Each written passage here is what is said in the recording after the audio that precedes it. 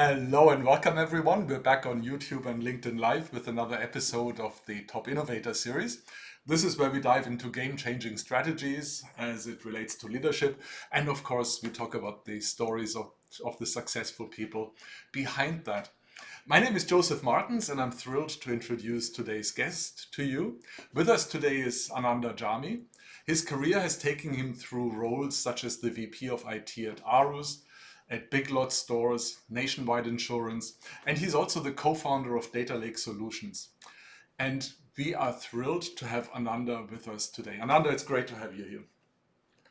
Thank you very much, Joseph. Thanks for giving me an opportunity. I'm really looking forward to our conversation today. Fantastic. So we'd love to talk about your leadership journey. You're clearly highly successful, have an accomplished career. And when you think about that, when you reflect on your own journey, Ananda, what do you think are some of the success reasons, or what are the reasons for the success that you've had in your journey?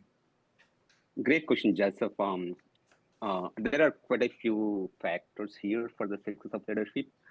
If I need to choose, there are three things which are foundational for a leadership journey. One is trust, transparency, and empathy. Trust means we need to establish that trust with our teams. At the same time, we need to gain the trust from them as well. That is one thing. Transparency, when you communicate to your associates, make sure that you're communicating what are the information you can share and give the clear understanding of the either decision or whatever you say. Empathy is another big one. We need to establish more of a personal connection with that team. I have had scenarios where my team was able to individually, they were able to come to my office and talk about not only work, some personal challenges they're going through. I had received calls in the evenings as well, where they said there's something going on in my personal life. How can I do? So that kind of trust connection would be very helpful. Okay. Tell me, was this always clear to you like this, that these are the factors that would make you successful? Or was this something that you discovered as you started on your journey, as you made the first steps and progressed? Yeah, it is again trust, transparency, and empathy. And also, I think another thing I would add up as deep listening. Before I speak out, listen to your associates or whoever in a meeting or whatever. Understand their perspective before jumping onto a conclusion, sharing your thoughts. Okay. Understand, put yourself in their shoes, basically. Got it. When you think back to your journey, what was a surprise to you? What was something that you thought you had an idea how it would turn out, and the reality was it was different? Right, exactly. That's another great question, Joseph. So we had one situation I can briefly go over where we had to make some big technical decision. We all thought that all the stakeholders are aligned with that decision, but that was the wrong assumption.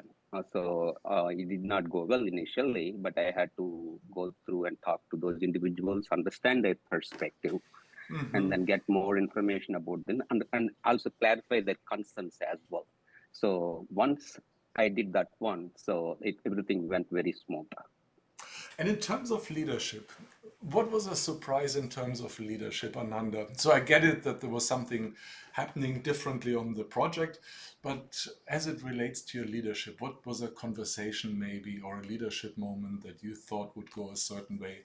And it ended up being different. That's another one, Joseph. I think, so the thing is, rather than assuming something, make sure that you're bringing the team together, explaining it to them why the decision was made, why or what is the strategy behind that, whatever.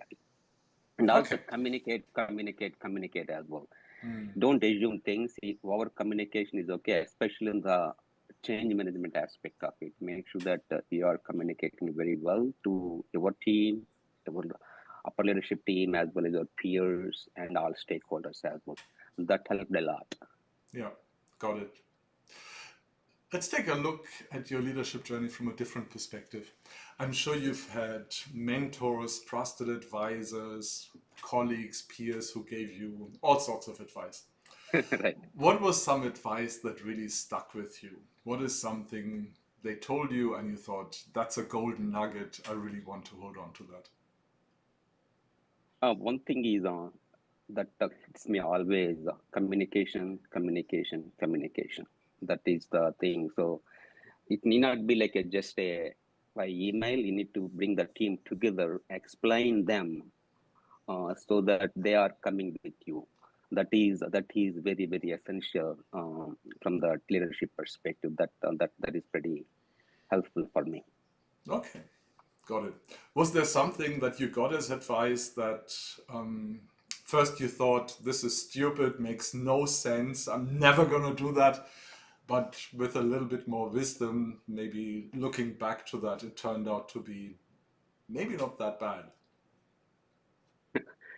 Yeah, and I can think about one thing there as well. So before I answer that question, let me take a little bit backward. So when I first started my career about 2 decades ago, I was never thinking that I can be a leader. I was thinking I can be a more individual contributor. So don't get me wrong, I was very successful as an individual contributor. I grew up all up there. But one day I thought, okay, why can't I be a leader? That's where it struck me. Then I started reading some books and listening to some leadership audios and everything. I thought then, okay, let me try it out.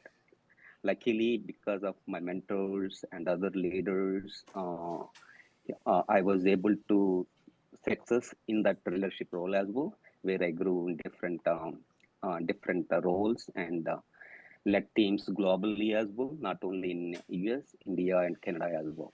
Mm-hmm. Got it. Okay. And Got it. another thing I would say, I mean, leadership is more of a you have to enjoy leading people. Some people, I mean, if you don't enjoy leading people, leadership is not for you. Yeah. So what do you enjoy about it? The team, basically, the team Okay. I had, that was very, very essential for me. When I get up in the morning, I was very happy to go to the work because I know whatever the problem I throw at my team, they definitely come with a solution for me. Got it. Okay. But I need to provide some guidance how to go through the problem. But definitely, I have that confidence on my team and that trust on my team. Okay. Got it. Yeah. Let me take a look at today. And this is not a question about companies, it's not about roles, it's not about products, projects, or anything like that. It's about your own personal growth, your own development. What's an area that you think you can focus on at the moment? What's an area where you see, I would love to grow here? I would like to develop my own leadership skills here. Oh, great question here again. So one thing it come to my mind is basically in this age of artificial intelligence and everything, things might change. I'm not sure how much will it change in the leadership aspect of it, but however, I need to make sure that I am staying on top of it. That is more technology aspect of it.